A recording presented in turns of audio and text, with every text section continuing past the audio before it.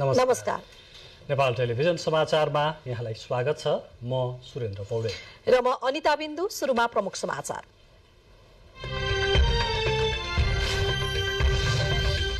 सरकारद्वारा आगामी आर्थिक वर्षका लागि 18 खर्ब 60 अर्बको बजेट प्रस्तुत। 5 रूपान्तरणकारी क्षेत्र पहिचान। आगामी आर्थिक वर्षलाई आर्थिक सुधारको वर्ष घोषणा। आगामी बजेटमा जनकपुरलाई विवाह गन्तव्यका रूपमा विकास गरिने रोचक कार्यक्रम। लुम्बिनीलाई प्रसूति हब बनाइने। गाँजा खेतीलाई वैधानिकता दिने लक्ष्य। नेपालमा गणतन्त्र घोषणाको 16 वर्ष पूरा। व्यवस्थामा भएको परिवर्तनले जनताको अवस्थामा पनि परिवर्तन गर्नुपर्ने प्रधानमन्त्री प्रचण्डको भनाई।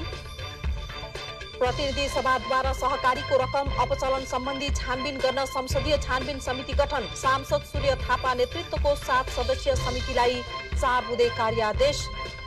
स्विजरल्याण्डमा हुने शान्ति शिखर सम्मेलनमा अमेरिकी राष्ट्रपतिको अनुपस्थिति। पुटिनलाई समर्थन गरे जस्तै हुने युक्रेनी राष्ट्रपतिको टिप्पणी। मस्कोको सहभागिता अस्वीकार। र आर्थिक वर्षको बजेटमा खेलाडीको प्रोत्साहन र खेलकुद पूर्वाधार निर्माणलाई उच्च प्राथमिकता। खेल पूर्वाधार निर्माणका लागि 1 अर्ब 30 करोड रुपैयाँ विनियोजन।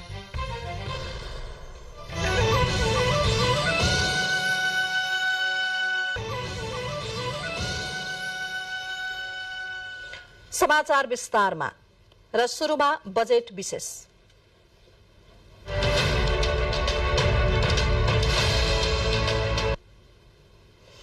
सरकारले आगामी आर्थिक वर्ष 2081-82 का लागि 18 खर्ब 60 अर्ब 30 करोड रुपैयाँ बराबरको बजेट ल्याएको छ।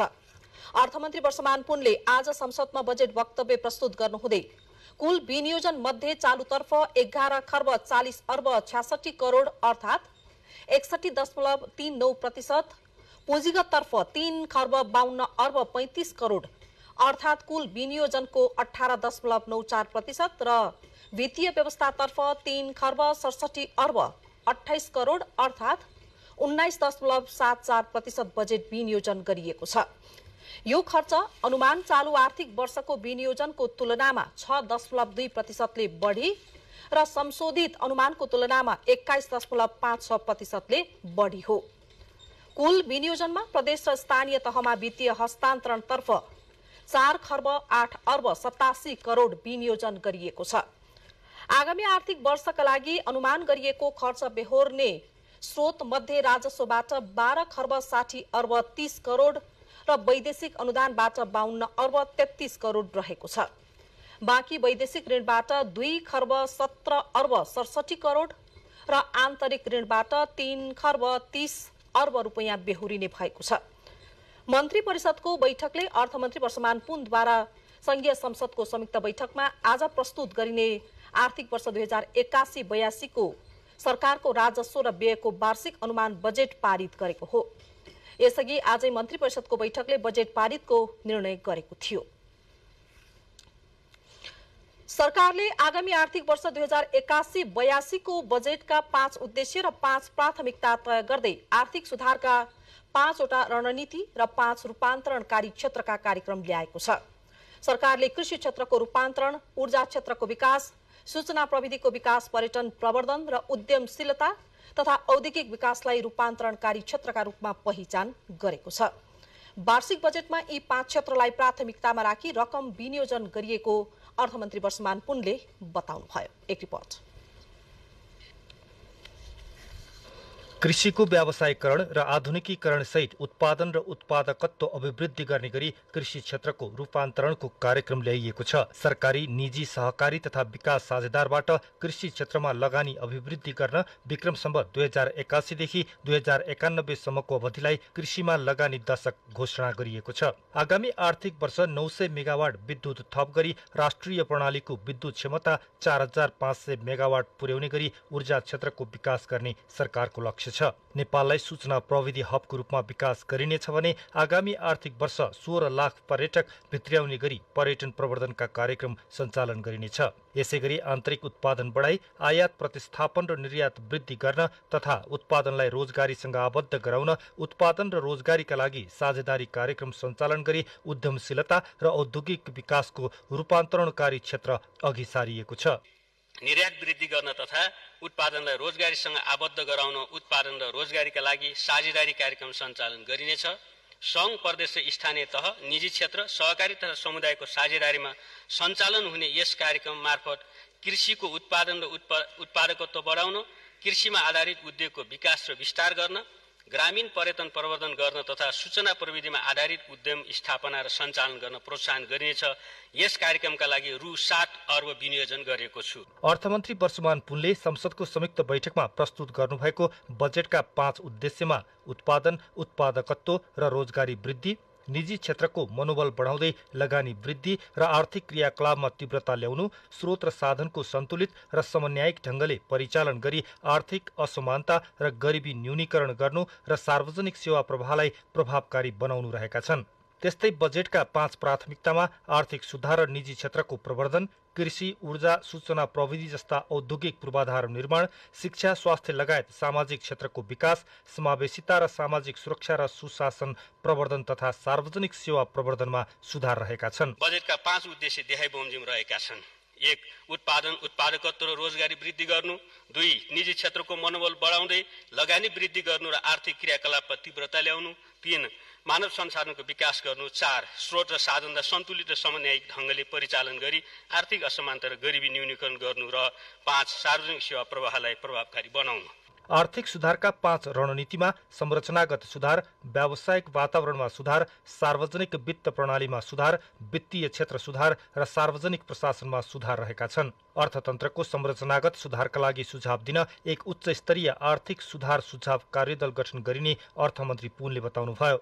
व्यावसायिक वातावरण सुधारका लागि नीति निर्माण, कन्ट्री रेटिङ, दोहोरो कर मुक्ति सम्झौता लगायत व्यवस्था गरिने बजेट वक्तव्यमा उल्लेख छ। सरकारले आगामी आर्थिक वर्ष 2081-82लाई आर्थिक सुधारको वर्ष घोषणा गरेको छ। सार्वजनिक वित्तमा असन्तुलन देखिएको, सार्वजनिक ऋण बढ्दै गएको, पुँजीगत खर्च हुन नसकेको, लक्ष्य अनुसार राजस्व उठ्न नसक्नु लगायत वर्षौंदेखि अर्थतन्त्रमा देखिएका समस्या निराकरणका लागि सुधारका नयाँ कार्यक्रम मार्फत समृद्धिको आकांक्षा पूरा गर्ने गरी बजेट ल्याइएको अर्थमन्त्री पुनको भनाइ छ। निराजन खनाल, नेपाल टेलिभिजन। सरकारले बजेट मार्फत कृषिमा लगानी दशक घोषणा गरेको छ। कृषिको व्यवसायीकरण र आधुनिकीकरण गरी उत्पादन र उत्पादकत्व अभिवृद्धि गरिने बजेटमा उल्लेख गरिएको छ। संघीय संसदको दुवै सदनको संयुक्त बैठकमा अर्थमन्त्री वर्षमान पुनले आर्थिक वर्ष 2081-82 को बजेट प्रस्तुत गर्दै कृषि तथा पशुपन्छी मन्त्रालयका लागि 57 अर्ब 29 करोड रुपियाँ बजेट छुट्याउनु भएको छ। सरकारले सरकारी, निजी, सहकारी तथा विकास साझेदारबाट कृषि क्षेत्रमा लगानी अभिवृद्धि गर्न विक्रमसम्म 2081 देखि 2091 सम्मको अवधिलाई कृषि लगानी दशक घोषणा गरेको छ। कृषिको व्यवसायीकरण र आधुनिकीकरण गरी उत्पादन र उत्पादकत्व वृद्धि गरिने बजेटमा उल्लेख छ। सरकारले प्रधानमन्त्री कृषि आधुनिकीकरण परियोजनाका लागि 2 अर्ब 98 करोड रुपियाँ, रासायनिक मल खरिद गर्न 27 अर्ब 95 करोड रुपियाँ, फलफुल कार्यक्रमका लागि 1 अर्ब 44 करोड रुपियाँ विनियोजन गरेको छ। त्यस्तै राजमार्ग आपसमा खेती कार्यक्रमका लागि 1 अर्ब 12 करोड रुपियाँ, गाई भैँसी रोग नियन्त्रण गर्न 38 करोड रुपियाँ, उखु प्रोत्साहन अनुदानका लागि 2 अर्ब 25 करोड रुपियाँ, कृषि तथा पशुपन्छी बीमाका लागि 1 अर्ब 25 करोड रुपियाँ, कृषि अनुदानका लागि 3 अर्ब 52 करोड रुपियाँ विनियोजन गरिएको छ। कृषिको व्यवसायीकरण र आधुनिकीकरण गरी उत्पादन र उत्पादकत्व अभिवृद्धि गरिनेछ। सरकारी, निजी, सहकारी तथा विकास साझेदारबाट कृषि क्षेत्रमा लगानी अभिवृद्धि गर्न विक्रमसम्म 2081 देखि 2091 सम्मको अवधिलाई कृषिमा लगानी दशक घोषणा गरिएको छ। भूगोल, बजार सम्भाव्यता एवं पारिस्थितिकीय विशिष्टता अनुकूल सङ्घ प्रदेश र स्थानीय तहबाट कृषि उपजको विशेष क्षेत्र पहिचान गरी उत्पादन प्रवर्धन गरिनेछ। त्यसैगरी गाई भैँसी नस्ल सुधारका लागि 38 करोड रुपियाँ र भ्याक्सिन उत्पादनका लागि 40 करोड रुपियाँ विनियोजन गरिएको छ। त्यस्तै पशुपन्छीको रोग नियन्त्रण गर्नका लागि आगामी वर्ष 5 करोड डोज खोप उत्पादन गरिने बजेटमा उल्लेख गरिएको छ। त्यस्तै खोरेत रोग उन्मूलन गर्न खोप अभियान सञ्चालन गरी खोप उत्पादनका लागि 40 करोड रुपियाँ विनियोजन गरिएको छ। उत्पादनमा आधारित रहेर मल, कृषि यान्त्रिकीकरण, बैंक ऋण, प्रविधिमा बिउ लगायतका क्षेत्रमा अनुदान उपलब्ध गराइने आगामी वर्षको बजेट मार्फत सरकारले घोषणा गरेको छ। सरकारले आगामी आर्थिक वर्षमा कृषि उपज हुने सम्भाव्यताको आधारमा विशेष क्षेत्र घोषणा गरेको छ। करार खेती, चक्लाबन्दी खेती, बाँझो जमिनमा खेतीलाई प्राथमिकतामा राखेको छ। त्यस्तै सरकारले बजेट मार्फत आलु, प्याज, च्याउ लगायतका तरकारी एवं फलफूलमा लगाइएको मूल्य अभिवृद्धि कर खारेज गरेको छ। यसबाट स्वदेशी उत्पादन संरक्षणमा टेवा पुग्ने विश्वास लिएको अर्थमन्त्री वर्षमान पुनको भनाइ छ। त्यस्तै सरकारी जमिन भाडामा लिने कार्यक्रम पनि प्राथमिकतामा परेको छ। मसिना तथा बस धान, चैते धान, कृषि उपज, धितोमा राख्ने ऋण, फलफूल खेती लगायत प्राथमिकतामा परेका छन्।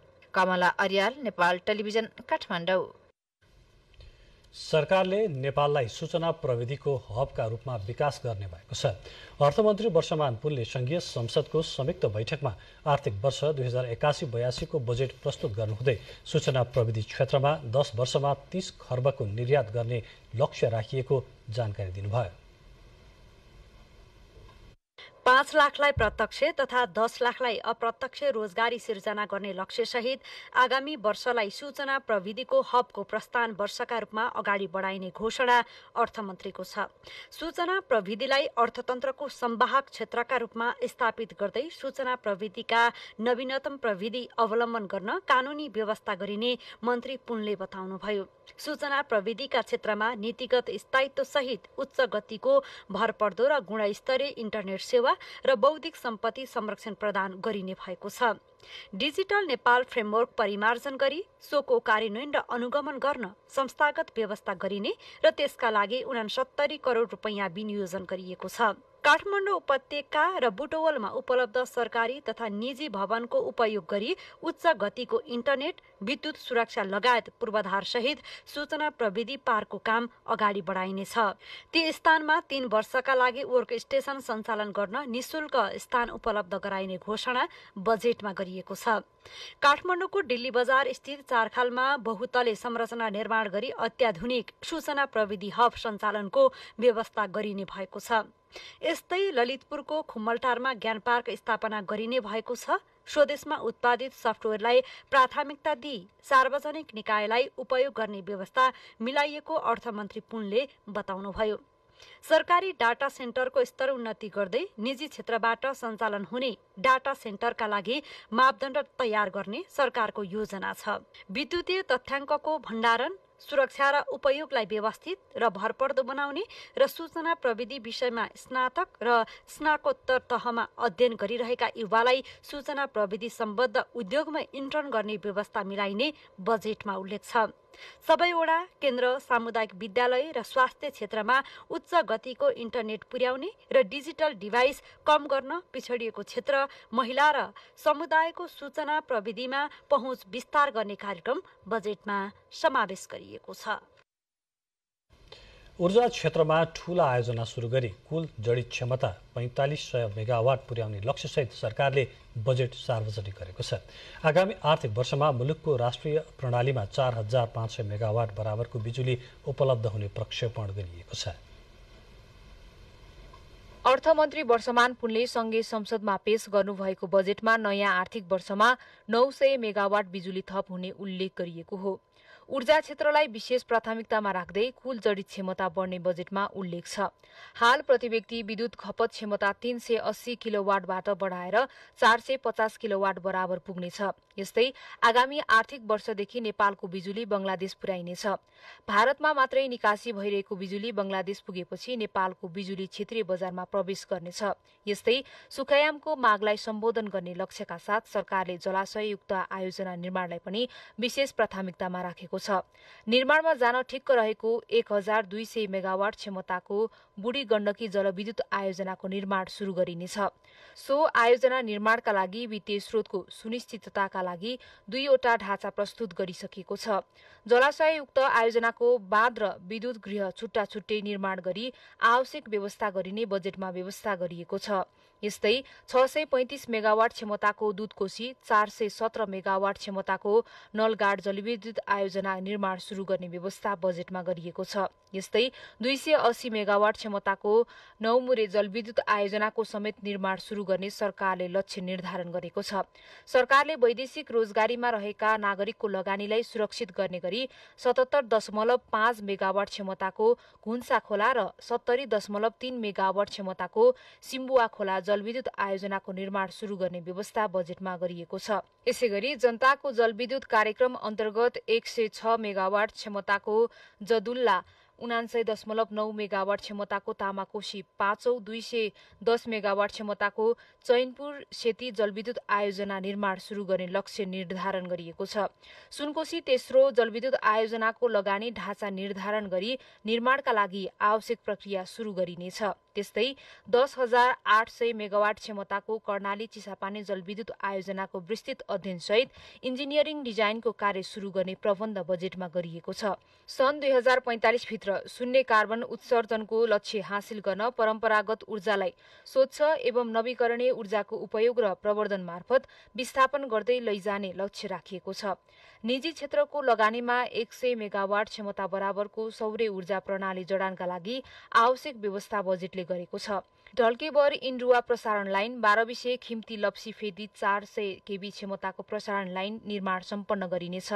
ती आयोजना हाल निर्माणका क्रममा छन्। सेती करिडोर, भेरी करिडोर र बुढी गण्डकी करिडोर प्रसारण लाइन निर्माण शुरू गर्ने सरकारले लक्ष्य लिएको छ। न्यू बुटल गोरखापुर अन्तर्देशीय प्रसारण लाइनको निर्माण सम्पन्न गर्ने लक्ष्य बजेटले लिएको छ।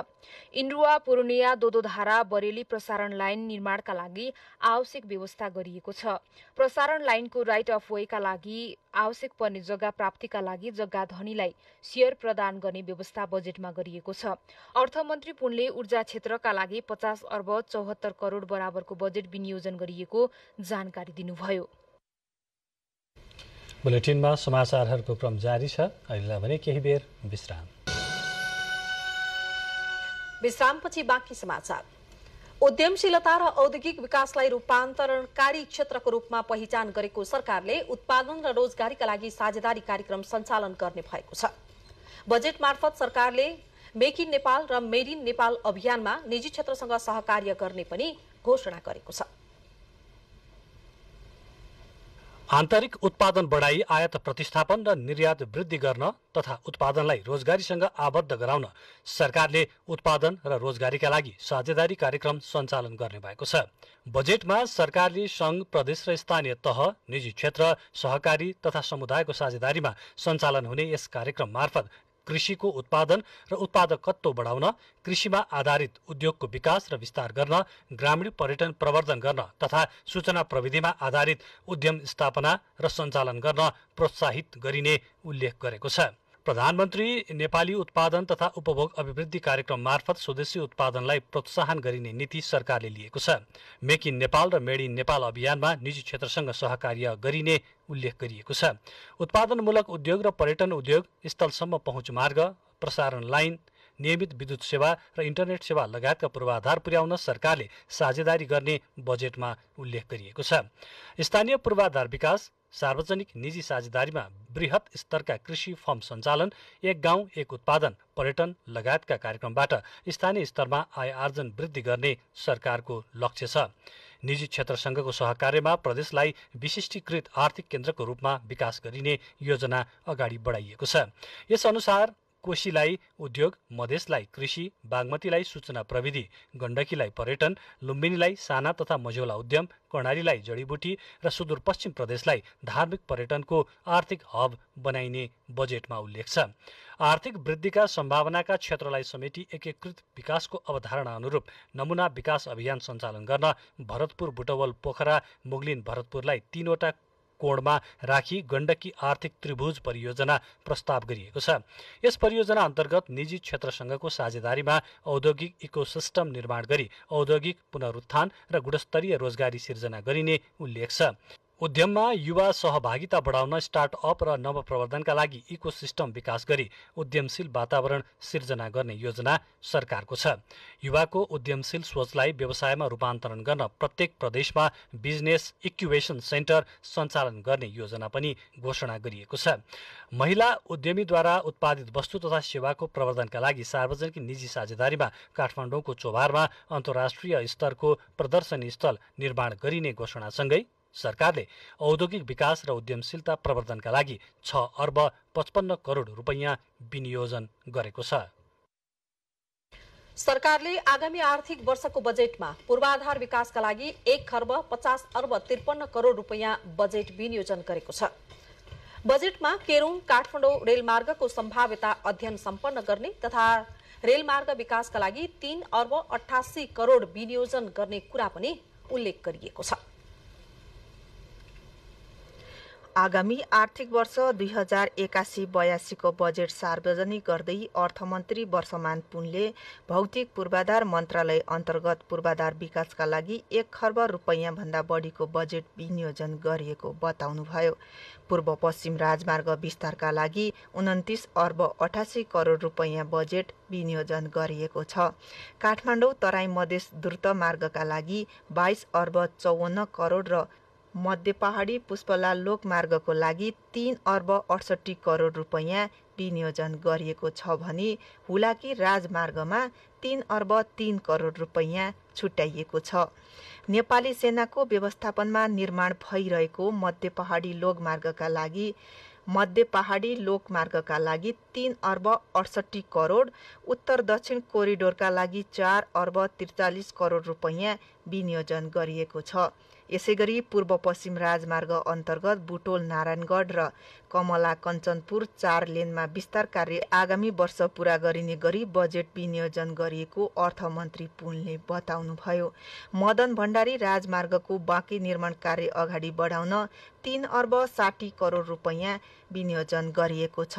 रत्न राजमार्ग, कर्णाली राजमार्ग, सिद्धार्थ राजमार्ग लगायतका सडक सञ्जालको विस्तार र स्तरोन्नति कार्यलाई तीव्रता दिइने तथा नागढुङ्गा नौबिसे मुगलिङ खण्डमा थप 40 किलोमिटर स्तरोन्नति गरिने कुरा बजेटमा उल्लेख गरिएको छ।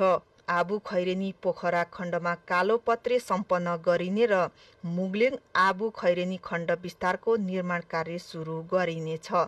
यी कामहरूका लागि 9 अर्ब 57 करोड विनियोजन गरिएको अर्थमन्त्री पुनले उल्लेख गर्नुभएको छ।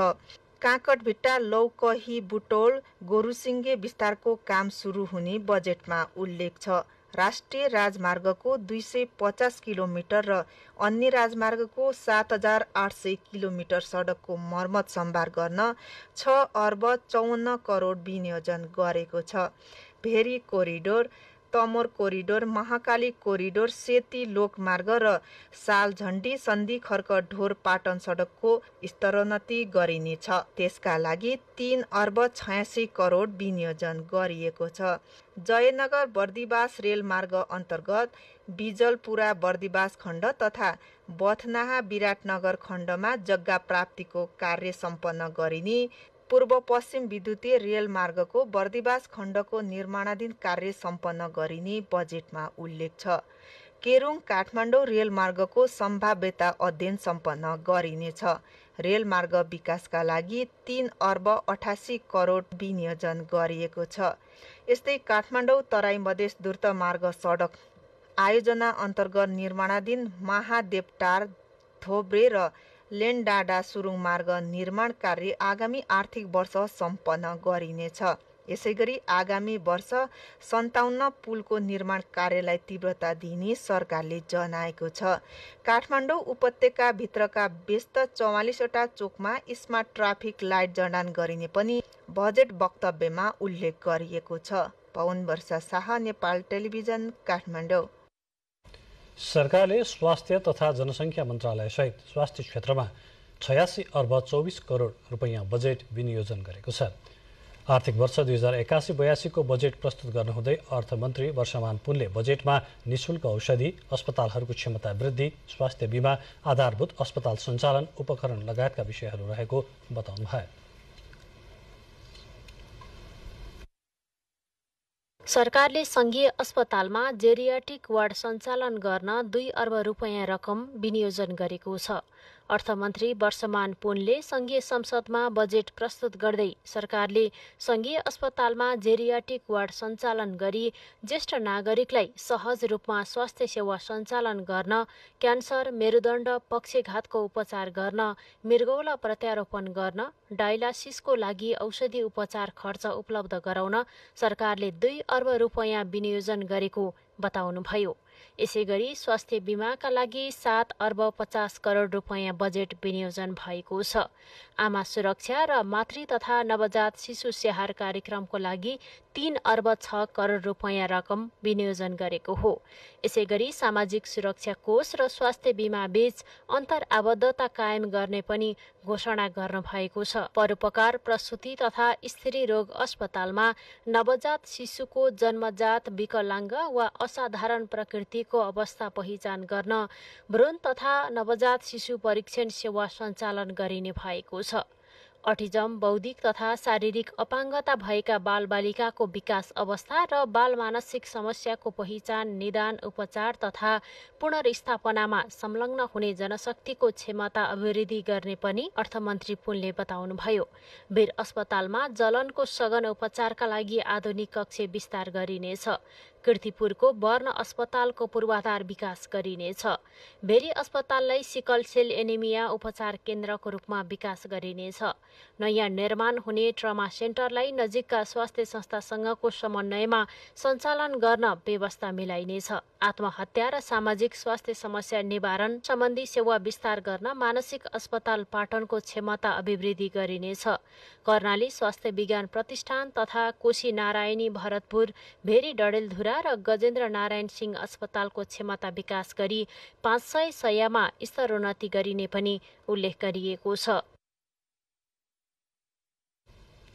सरकारले आगामी आर्थिक वर्षको बजेट मार्फत केही रोचक कार्यक्रमहरू पनि प्रस्तुत गरेको छ। धनुषाको जनकपुरलाई विवाह गन्तव्य अर्थात् वेडिङ हबका रूपमा विकसित गरिने भएको छ। अर्थमन्त्री वर्षमान पुनद्वारा संघीय संसदको संयुक्त बैठकमा प्रस्तुत बजेटमा यस्तो व्यवस्था प्रस्ताव गरिएको हो। मिथिलाका राजा जनककी छोरी सीताको विवाह अयोध्याका रामसँग भएको थियो। जनकपुर धामको यही महत्त्व र गरिमाका साथै ऐतिहासिक सांस्कृतिक पहिचानलाई अन्तर्राष्ट्रिय स्तरमा पुर्याउन यो व्यवस्था गरिएको हो। मिथिला संस्कृतिको वैभव जनकपुर धाम नेपालकै एक प्रसिद्ध गन्तव्य स्थान मानिन्छ। यसैगरी लुम्बिनीलाई बर्थिङ हबका रूपमा विकास गरिने कार्यक्रम बजेटमा समावेश गरिएको छ। सरकारले विदेशी पर्यटकलाई नेपालमा विवाह गर्न प्रोत्साहित गर्ने भएको छ। भगवान गौतम बुद्धको जन्मस्थल लुम्बिनी नेपालको मात्र नभएर विश्वकै निम्ति एक पुण्य भूमि मानिन्छ। राजा शुद्धोधनका सुपुत्रका रूपमा बुद्धको जन्म भएको थियो। विशेष गरी संसारभरिका बौद्ध धर्मावलम्बीहरूको पवित्र तीर्थस्थलका रूपमा लुम्बिनी परिचित छ। सरकारले गाँजा खेतीलाई वैधानिकता दिने लक्ष्य पनि लिएको छ। सरकारले निजगढदेखि ढल्केवरसम्मको पूर्व पश्चिम राजमार्ग आसपासका क्षेत्रलाई नेपाली गलैँचा करिडोरको रूपमा विकास गर्ने योजना पनि बनाएको छ। प्रदेश तथा स्थानीय तहको सहकार्यमा रुकुम र सल्यानको शारदा नदी आसपासका क्षेत्रलाई कृषि करिडोर, जुम्लाको हिमा नदी र तिला नदी आसपासका क्षेत्रलाई मार्सी धान करिडोर, बाराको कोल्बीदेखि सिमरौनगढ सडक आसपासका क्षेत्रलाई माछा कोरिडोरको रूपमा विकास गरिने बजेटमा उल्लेख छ। सरकारले आगामी आर्थिक वर्षलाई महिला लगानी वर्षका रूपमा पनि मनाउने घोषणा गरेको छ। महिला उद्यमीलाई प्रवर्धन गर्न कोसेली घर स्थापना गरिनेछ। सरकारले प्रधानमन्त्री छोरी कार्यक्रमका लागि 10 करोड रुपैयाँ विनियोजन गरेको छ। युवा महिला राष्ट्रिय महिला कार्यक्रम आयोजना अघि सार्ने बजेट वक्तव्यमा उल्लेख छ। सरकारले प्रस्तुत गरेको वार्षिक बजेटबारे सांसद, अर्थशास्त्री र उद्योगी व्यवसायीहरूले मिश्रित प्रतिक्रिया दिनुभएको छ। राजस्व सङ्कलन र वैदेशिक ऋणको भरमा बजेट कार्यान्वयन गर्न गाह्रो हुने तर्क एकातिर छ भने अर्कातर्फ रूपान्तरणकारी कार्यक्रमसहित बजेट व्यवस्था भएकोले अर्थतन्त्रले गति लिने विश्लेषण गरिएको छ। बजेट मध्यपन्थी छ, अलिकति मोडरेट पाथ छ।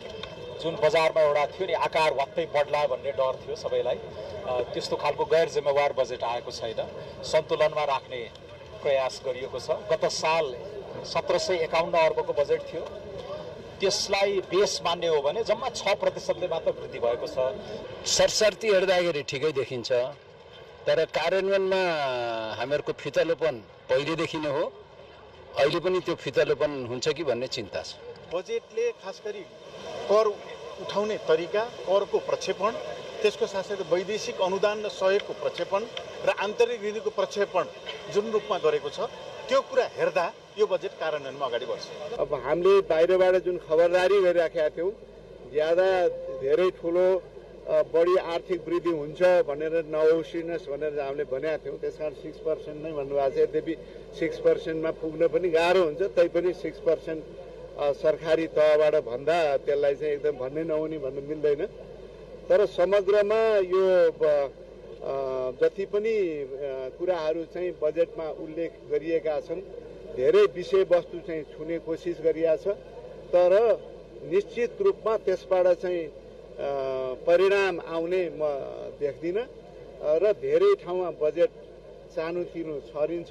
बजेट चाहिँ सबैलाई पुर्याउनको लागि, लोकप्रियताको लागि सबैलाई अङ्कहरू बाँडिएको छ, तर यो कार्यान्वयन हुन सक्दैन र फेरि पछि घट्छ, फेरि चाहिँ संशोधन हुन्छ, पहिले जे भयो त्यही कुरा हुन्छ। वाणिज्य महासङ्घले खास गरेर कृषि, पर्यटन, जलविद्युत, आइटी लगायत यो नवप्रवर्धन लगायत चाहिँ एरियामा चाहिँ प्रायोरिटी दिनुपर्छ भन्ने चाहिँ कुराहरू चाहिँ उठाउँदै आएको थियो। त्यो कुराहरू चाहिँ यो बजेटले भन्नाले चाहिँ प्रायोरिटीमा चाहिँ राखेको छ र सँगसँगै चाहिँ निजी क्षेत्रको चाहिँ हरेक एक्टिभिटीमा निजी क्षेत्रलाई चाहिँ सहकार्यमा लिएर निजी क्षेत्रको एउटा कन्फिडेन्स बिल्डअप चाहिँ गरेर मात्रै वास्तवमा चाहिँ इकोनोमिक एक्टिभिटी बढाउन चाहिँ सकिन्छ भन्ने जुन हाम्रो उद्योग वाणिज्य महासङ्घले भनि नै राखेको चाहिँ थियो। वास्तवमा त्यो चिजहरूलाई पनि यो बजेटले हरेक कार्यक्रममा निजी क्षेत्रलाई सँगसँगै लिएर जाने भनेर जुन राखेको चाहिँ छ, त्यो सरस्वती चाहिँ हेर्दाखेरि भनेर निजी क्षेत्रले दिएको चाहिँ सुझावहरू समेटेको छ। एक्चुअलमा चाहिँ जस्तो आर्थिक ज्ञान जुन चाहिँ आउँछ त्यो हेरेपछि मात्र चाहिँ भन्नाले यो डिटेलमा चाहिँ कसरी चाहिँ आयो र यो जुन भनौँ न अब नीति तथा कार्यक्रम अनुसारको चाहिँ बजेट अनि जुन बजेट अनुसारको चाहिँ जुन भनौँ न कार्यान्वयन र इम्प्लिमेन्ट चाहिँ मा चाहिँ जाँदाखेरि कसरी चाहिँ जान्छ त्यसमा चाहिँ भर पर्छ। बजेट भनेको यथार्थपरक हुने गरी आर्थिक प्रगति र गतिशील दिने किसिमको हुनुपर्छ। यो चाहिँ कनिका छरेको जस्तो छरेर पनि हुँदैन। अहिलेको बजेटमा विशेष गरी यो कृषि क्षेत्र, पर्यटन र जलस्रोत लगायत आइटी क्षेत्रमा जुन किसिमको एउटा सरकारले खाका ल्याएको छ यसलाई कार्यान्वयन गर्ने चाहिँ गतिशील दिने काममा चाहिँ हामी सहकार्य गर्न सरकारसँग जहिले पनि तयार तत्पर छौँ र बोल्ने एउटा व्यवहारमा फिटलो नहोस्, यो बजेटलाई सफल बनाउने पक्षमा हामी निजी क्षेत्र छौँ।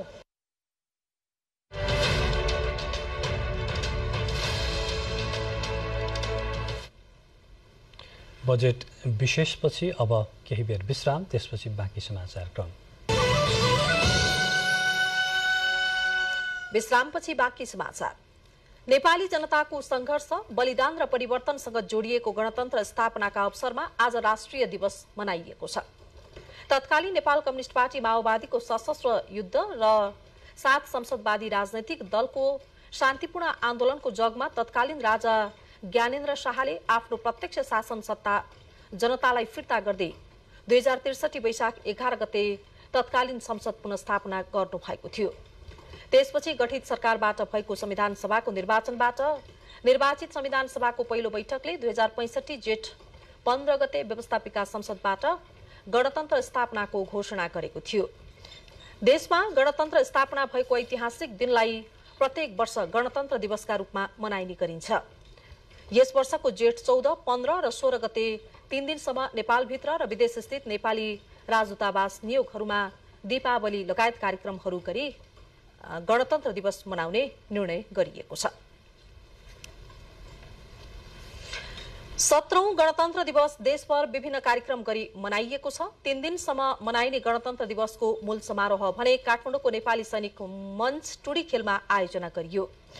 राष्ट्रपति रामचन्द्र पौडेलको प्रमुख आतिथ्यमा सम्पन्न विशेष समारोहमा विभिन्न क्षेत्रका विशिष्ट व्यक्तिहरूको सहभागिता रहेको थियो। प्रधानमन्त्री पुष्पकमल दाहाल प्रचण्डले संघीय लोकतान्त्रिक गणतन्त्र कुनै राजनैतिक स्वार्थ नभई सामाजिक न्याय सहितको समृद्ध नेपाल निर्माणको सपना साकार पार्ने राजनीतिक शक्तिहरूको सामूहिक प्रयासको प्रतिफल भएको बताउनु भएको छ। गणतन्त्र दिवस 2081 का अवसरमा सैनिक मञ्च टुँडीखेलमा आयोजित समारोहलाई सम्बोधन गर्नुहुँदै प्रधानमन्त्री प्रचण्डले सामूहिक प्रयास तथा सहकार्यबाट राजनैतिक व्यवस्था परिवर्तन गर्न सकिएको र संघीयता तथा गणतन्त्र सहितको संविधान निर्माण गर्न सफल भएको बताउनुभयो। सरकारले लोकतान्त्रिक गणतन्त्रको रक्षा र विकास गर्दै तथा समाजवादोन्मुख राज्य व्यवस्थाको आधारका लागि सक्रियताका साथ काम गर्दै आएको प्रधानमन्त्री प्रचण्डले बताउनुभयो। देशमा केही पनि हुँदैन, केही गर्न सकिँदैन भन्ने भाष्य चिर्दै थप उपलब्धिहरू हासिल गर्दै अघि बढ्न सरकार प्रतिबद्ध रहेको प्रधानमन्त्री प्रचण्डले स्पष्ट गर्नुभयो।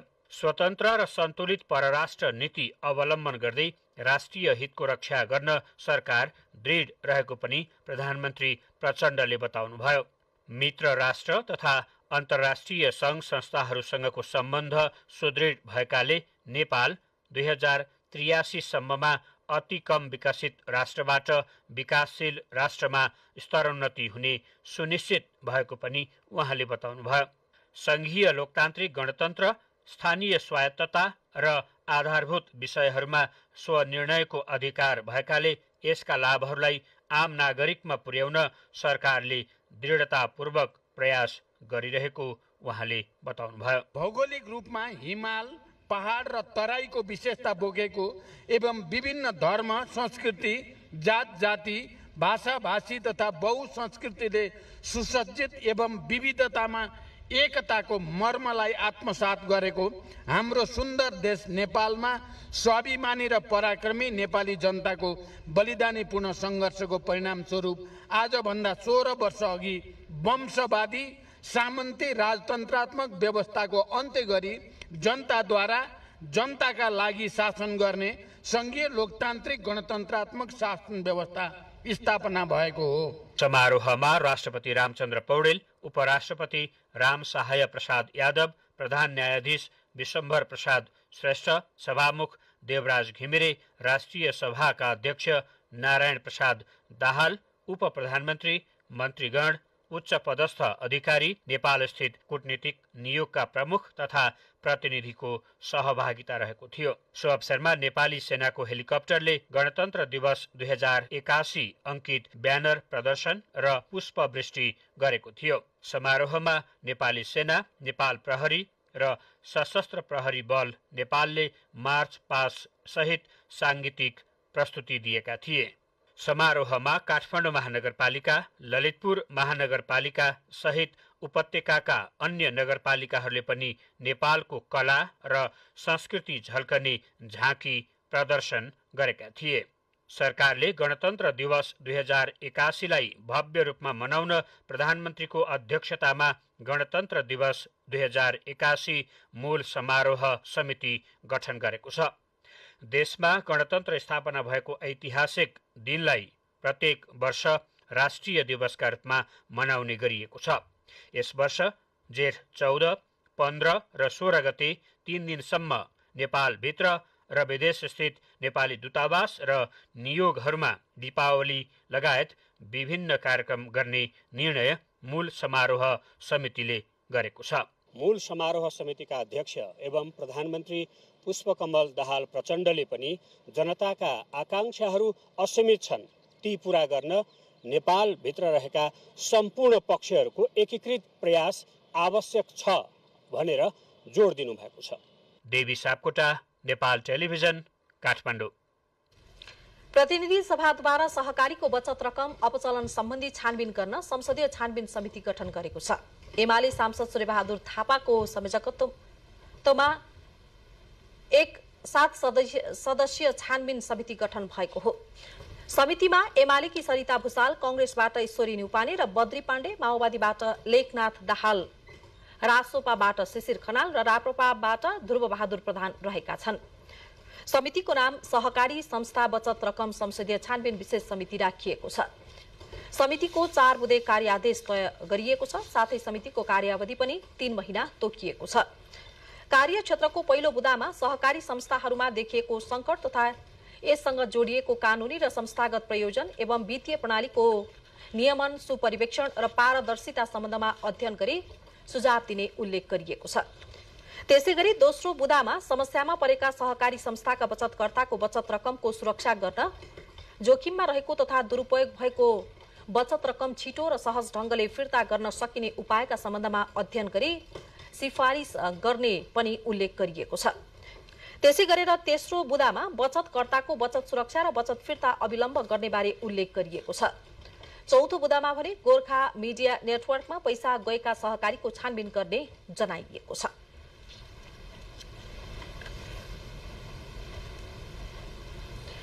लामो कसरतपछि सहकारी ठगी प्रकरणमा संसदीय छानबिन समिति गठनका लागि सत्तारूढ दलहरू र प्रमुख प्रतिपक्षी नेपाली कांग्रेस बीच सहमति भएको हो। छानबिन समितिको कार्यादेशमा ठगी गर्ने सहकारी र आरोप लागेका उपप्रधानमन्त्री तथा गृहमन्त्रीको नाम उल्लेख गर्ने वा नगर्ने भन्ने विषयमा सहमति जुटेपछि संसदमा जारी गतिरोध अन्त्यसँगै संसदीय छानबिन समिति गठन गर्न बाटो खुलेको हो। संसदको गतिरोध अन्त्य तथा राजनीतिक सहमति गरी संसदीय छानबिन समितिको कार्यादेश निर्माणका लागि गठित कार्यदलले प्रधानमन्त्री पुष्पकमल दाहाल प्रचण्ड समक्ष आफ्नो प्रतिवेदन प्रस्तुत गरेको छ। प्रधानमन्त्री तथा मन्त्री परिषदको कार्यालयमा कानून न्याय तथा संसदीय मामिला मन्त्री पदम गिरी संयोजक रहेको कार्यदलले प्रधानमन्त्रीलाई प्रतिवेदन प्रस्तुत गरेको हो। समिति गठन गर्ने, त्यसको कार्यविधि बनाउने र समयमा नै सफलतापूर्वक फेरि त्यसलाई कार्य सम्पादन गर्ने त बाँकी नै छ। तर चाहिँ जसरी यसलाई सफलताको साथ हामीले यो समझदारी बनाएका छौँ, मलाई विश्वास छ त्यसरी नै चाहिँ भोलि बन्ने समितिले पनि, छानबिन समितिले पनि आफ्नो काम चाहिँ सफलतापूर्वक सम्पन्न गर्नेछ। हामीले हिजै नै समिति 7 सदस्यीय बनाउने भन्ने पनि टुङ्ग्याइसकेकै छौँ। समय 3 महिनाको भनेर पनि हामीले मोटामोटी चाहिँ धारणा बनाएकै छौँ। सहकारी संस्थाका संकट तथा तीसँग जोडिएका कानून र संस्थागत प्रयोजन एवं वित्तीय प्रणालीको नियमन, सुपरिवेक्षण र पारदर्शिता सम्बन्धमा अध्ययन गरी सुझाव दिने गरी कार्यक्षेत्र निर्धारण गरिएको छ। कार्यदलले समस्यामा परेका सहकारी संस्थाका बचतकर्ताको बचत सुरक्षा गर्न, जोखिममा परेको तथा दुरुपयोग भएको रकम शीघ्र र सहज ढंगले फिर्ता गर्न सकिने उपायका सम्बन्धमा अध्ययन गरी सिफारिस गर्नेछ। सहकारी विभाग र समस्याग्रस्त सहकारी व्यवस्थापन समितिले सार्वजनिक गरेका संस्था लगायत सहकारी संस्थामा देखिएका समस्या समाधानको प्रयास, बचतकर्ताको बचत सुरक्षा, फिर्ताको प्रक्रिया कहाँ पुगेको छ, सोको अध्ययन विश्लेषण गरी अविलम्ब बचत फिर्ताको उपाय सहितको सुझाव दिने संसदीय समितिको कार्यादेश रहनेछ। सहकारी संस्था सदस्य एवं बचतकर्ता सहकारी संस्थामा जम्मा गरिएको रकम हिनामिना, अपचलन, अनुचित लेनदेन गरी हानि नोक्सानी पुर्याएको भनी सँगै संसद र सार्वजनिक रूपमा प्रश्न उठेका विभिन्न तह र निकायमा उजुरी परेकाहरू लगायत सहकारी संस्थाहरूबाट गोर्खा मिडिया नेटवर्क प्रणाली लगायत अन्य कम्पनी वा संस्थाहरूमा प्रभाव भएको रकमको स्थिति, सो रकम गैर कानूनी रूपमा प्रभाव भएको नभएको र त्यस्तो गैर कानूनी वा अनुचित कार्यमा कोही संलग्न भएको पाइएमा त्यस्ता व्यक्तिका बारेमा छानबिन गरी जोखिममा परेको रकम असुलीका उपाय र संलग्नलाई कारबाहीका लागि सिफारिस गर्ने समितिको कार्यादेश तोकिएको छ। 7 सदस्यीय समितिको कार्यावधि 3 महिनाको हुनेछ। समितिले समस्याग्रस्त 29 वटा सहकारी संस्था लगायत अन्य सहकारीको अध्ययन गर्नेछ। नेताहरूका अनुसार लामो छलफलपछि सबै दलका लागि मान्य हुने कार्यादेश तय भएको छ। राजनीतिक दलहरूका बीचमा एउटा साझा कार्यादेश निर्माण गर्नका निम्ति हामीले त्यसका निम्ति प्रयत्नहरू गर्यौं र लामो प्रयत्न पश्चात हामी यसमा सफल भएका छौं, जसले गर्दा अब संसदको गतिरोधको पनि अन्त्य हुने र एक प्रकारले भने संसद नियमित रूपमा अगाडि बढ्ने परिस्थिति पनि निर्माण हुनेछ। सोमबार साँझ प्रधानमन्त्री निवास बालुवाटारमा कार्यदलका सदस्य र शीर्ष नेताहरू सम्मिलित छलफलमा भएको सहमति अनुसार मंगलबार कार्यदलले संसदीय समितिको कार्यादेश तय गरेको हो। संसदीय समितिको कार्यादेश टुङ्गो लगाउन गत जेठ 5 गते कानून मन्त्री गिरीको संयोजकत्वमा कार्यदल बनेको थियो। कार्यदलमा संयोजक गिरीसहित एमालेका प्रमुख सचेतक महेश बर्तौला, कंग्रेसका जीवन परियार, रासोपाका शिशिर खनाल हुनुहुन्थ्यो। नेपाली कंग्रेसले गएको फागुन 24 गतेदेखि सहकारीको रकम अपचलनको विषय संसदमा उठाएको थियो। वैशाख 28 गतेदेखि सुरु वर्षीय अधिवेशनमा बसेका संघीय संसद दुवै सभामा कांग्रेसले अवरोध गर्दै आएको थियो। क्यामेरामा ध्रुव थापाको साथमा मानवी बानिया, नेपाल टेलिभिजन, काठमाडौँ। यसै बीचमा नेपाली कांग्रेसले संसदीय छानबिन समिति गठनबाट सहकारी समस्याको पहिचान गरी दोषीलाई कारबाही गर्ने बाटो खुलेको जनाएको छ। संसदीय समिति गठन भएपछि आज आयोजित पत्रकार सम्मेलनमा कांग्रेसका प्रमुख सचेतक रमेश लेखकले गहन गृह कार्यपछि अन्ततः सहमतिको आधारमा समिति गठन हुनु सकारात्मक भएको बताउनुभयो। समितिको 4 बुँदे कार्यादेशमा क्षेत्राधिकार, छानबिनको प्रक्रिया र समस्याग्रस्त सहकारी तथा अपचलनमा संलग्न संस्थाहरूको बारेमा स्पष्ट गरिएको जानकारी उहाँले दिनुभयो। यो सँगै गतिरोध अन्त्य भई संसद सुचारू हुने उहाँले बताउनुभयो। सहकारीबाट कुनै प्राइभेट कम्पनीमा रकम गएको छ भने कति गएको छ हेर्ने, कसले लग्यो कसरी गयो त्यो हेर्ने र त्यसमा को संलग्न छन् उहाँहरूलाई कारवाही गर्ने र रकम फिर्ताको सुनिश्चितता गर्ने कुरा भइसकेपछि कुनै एउटा व्यक्ति विशेषको नाम या पद लेखिराख्न आवश्यक छैन। जो पनि संलग्न छ, मान्य मन्त्रीजी, मान्य उप प्रधानमन्त्रीजी संलग्न देखिनुभयो उहाँलाई पनि कारवाही हुन्छ। त्योभन्दा बाहेक अरू कोही संलग्न देखिनुभयो भने उहाँहरूलाई पनि कारवाही हुन्छ। त्यसो भएको हुनाले नामै नलेखेर पनि जुन विषय सङ्घीय संसदमा र आम जनमानसमा उठिराखेको छ त्यो विषय सम्बोधन नै हुने भएको हुनाले नाम नलेखेर पनि जान सकिन्छ। किनभने संलग्न भएको मानिस चाहिँ त देखिएको अवस्थामा कारवाही हुने भनिसकेपछि नाम नलेख्दा पनि जान सकिन्छ भनेर एउटा चाहिँ त हामी सहमतिमा पुगेका छौँ। बुलेटिनको क्रममा अब प्रमुख समाचार पुनः एकपटक। सरकारद्वारा आगामी आर्थिक वर्षका लागि 18 खर्ब 60 अर्बको बजेट प्रस्तुत, 5 रूपान्तरणकारी क्षेत्र पहिचान, आगामी वर्षलाई आर्थिक सुधारको वर्ष घोषणा। आगामी बजेटमा जनकपुरलाई विवाह गन्तव्यका रूपमा विकास गरिने रोचक कार्यक्रम, लुम्बिनीलाई प्रसूति हब बनाइने, गाँजा खेतीलाई वैधानिकता दिने लक्ष्य।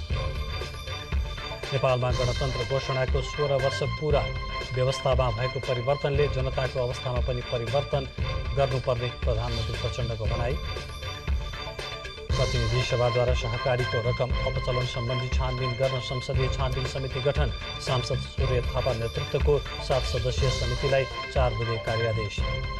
स्विजरल्यान्डमा हुने शान्ति शिखर सम्मेलनमा अमेरिकी राष्ट्रपतिको अनुपस्थिति, पुटिनलाई समर्थन गरे जस्तै हुने युक्रेनी राष्ट्रपतिको टिप्पणी, मस्कोको सहभागिता अस्वीकार।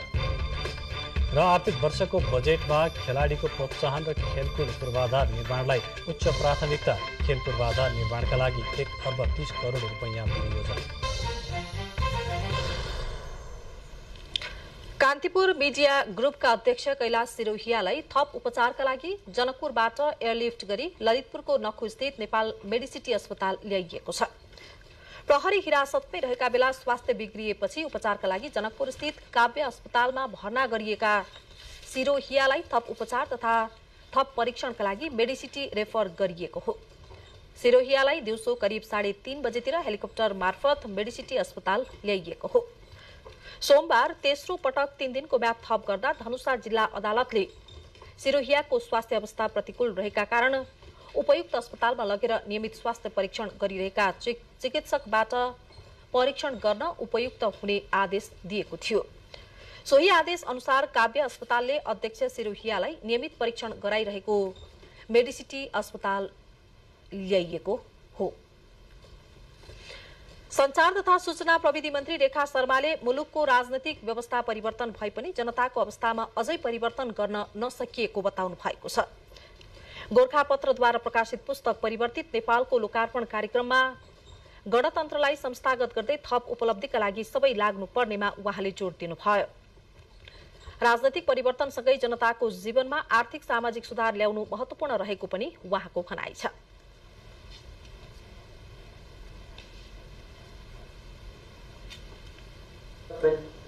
यो गणतन्त्र आइसकेपछि, लोकतन्त्र आइसकेपछि, बहुदलीय व्यवस्था आइसकेपछि त्यसले चाहिँ के देशमा चाहिँ ल्यायो त नि अन्तर, या चाहिँ सकारात्मक भाव, पोजिटिभ भाइब के ल्यायो त नि भन्ने कुरा चाहिँ राम्रोसँग उहाँले संचार तथा सूचना प्रविधि मन्त्रालयका सचिव रामकृष्ण सुवेदीले फोटो पत्रकारिता एक उत्कृष्ट विधा भएको बताउँदै पत्रकारले खिच्ने तस्बिरले समाज रूपान्तरणमा ठूलो प्रभाव पार्ने चर्चा गर्नुभयो। संस्थानका कार्यकारी अध्यक्ष विष्णु प्रसाद सुवेदीले लोकार्पण गरिएको पुस्तकले नेपाली समाजको चित्र र चरित्र उतारेको बताउनुभयो। अब एउटा अन्तर्राष्ट्रिय प्रसङ्ग। स्विजरल्यान्डमा हुन लागेको शान्ति शिखर सम्मेलनमा अमेरिकी राष्ट्रपति जो बाइडेनको अनुपस्थिति रुसी राष्ट्रपति भ्लादिमिर पुटिनलाई समर्थन गरे जस्तै हुने युक्रेनका राष्ट्रपति भोलोदिमिर जेलेन्स्कीले टिप्पणी गर्नुभएको छ। जुनको मध्यमा हुने सम्मेलनमा बाइडेनले आफ्नो उपस्थिति अझै पुष्टि गर्नुभएको छैन। जेलेन्स्कीले बाइडेनको अनुपस्थिति राष्ट्रपति पुटिनको समर्थनमा टाउको निहुराएर ताली बजाउनु जस्तै हुने टिप्पणी गर्नुभएको हो। शान्ति शिखर सम्मेलनलाई राष्ट्रपति बाइडेनको आवश्यकता रहेको भन्दै अमेरिकी प्रतिक्रिया कुरिरहेका अन्य नेतालाई पनि उहाँको आवश्यकता रहेको जेलेन्स्कीले उल्लेख गर्नुभएको छ। जेलेन्स्कीले विश्वका दर्जनौं नेताले शिखर सम्मेलनमा भाग लिने बताउनु भएको छ। उहाँले सम्मेलनमा सहभागी जनाउनु वा नजनाउनु युक्रेनमा शान्ति वा युद्ध चाहनु बीचको छनौट भएको पनि बताउनु भयो। जेलेन्स्कीले मस्कोको सहभागितालाई अस्वीकार गर्दै पुटिनले शिखर सम्मेलनलाई विफल बनाउन खोजेको आरोप लगाउनु भएको छ। अब छोटो विश्राम, त्यसपछि बाँकी समाचार।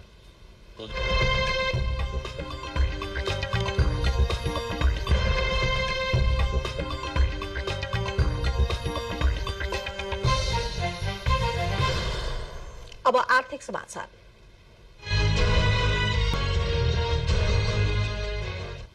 सरकारले आगामी आर्थिक वर्षमा स्वदेशी उद्योगलाई प्राथमिकतामा राखेको छ। स्वदेशी उद्योगलाई प्राथमिकता राख्दै औद्योगिक कच्चा पदार्थको आयातमा लाग्दै आएको करलाई घटाएको अर्थमन्त्री वर्षमान पुनले आफ्नो बजेट भाषणमा उल्लेख गर्नुभएको छ। उद्योगले पैठारी गर्ने कच्चा पदार्थमा लाग्ने महसुल र तयारी वस्तुको पैठारीमा लाग्ने महसुल कम्तीमा एक तह कम गरी स्वदेशी उद्योगलाई प्राथमिकतामा राखिएको छ। यसका लागि औषधि, इन्डक्सन, धागो, अगरबत्ती, सेनिटरी प्याड, काजु र बदाम प्रशोधन तथा स्प्रिङ पत्ता बनाउने उद्योग लगायतको उद्योगमा लाग्ने कच्चा पदार्थको पैठारी महसुल र अन्त शुल्क समेत घटाइएको छ। यसैगरी आलु, प्याज, स्याउ लगायतका तरकारी एवं फलफूलमा लागेको मूल्य अभिवृद्धि कर समेत खारेज भएको छ। यसबाट स्वदेशी उत्पादन संरक्षणमा टेवा पुग्ने सरकारको विश्वास छ। अपाङ्गता भएका व्यक्तिले पैठारी गर्ने स्कुटरमा मूल्य अभिवृद्धि कर फिर्ता दिने व्यवस्थाको सट्टा भन्सार बिन्दुमा नै छुट दिने व्यवस्था सरकारले गरेको छ। स्वदेशी उद्योगको संरक्षण गर्न केही तयारी वस्तुको भन्सार महसुल र अन्त शुल्कमा वृद्धि भएको छ।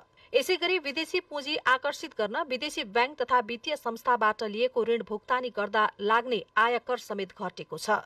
सूचना प्रविधि उद्योगले आफ्नो नाफा पुँजीकरण गरेमा लाग्ने लाभांश करमा समेत छुट हुने भएको छ। यस्तै सरकारले व्यवसायको क्षमता विस्तारका लागि पुँजी वृद्धि गरेको अवस्थामा नियन्त्रणमा परिवर्तनका कारण लाग्ने करमा सहुलियत दिने भएको छ। यसबाट खास गरी स्टार्टअप र venture capital, private equity fund लाभान्वित हुनेछ। दैनिक 1000 लिटर भन्दा बढी दूध उत्पादन गर्ने पशुपालन फर्म र उद्योगले पैठारी गर्ने स्टिल मिल्क क्यानमा लाग्दै आएको 15% भन्सार महसुल घटाई 1% मा ल्याइएको छ।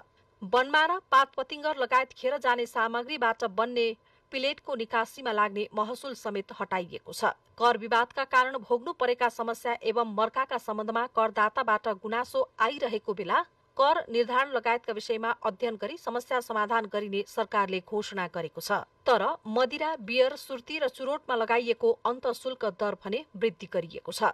कार्बन उत्सर्जन घटाउने अन्तर्राष्ट्रिय प्रतिबद्धता अनुरूप पेट्रोलियम पदार्थ र कोइलाको पैठारीमा हरित कर लाग्ने भएको छ।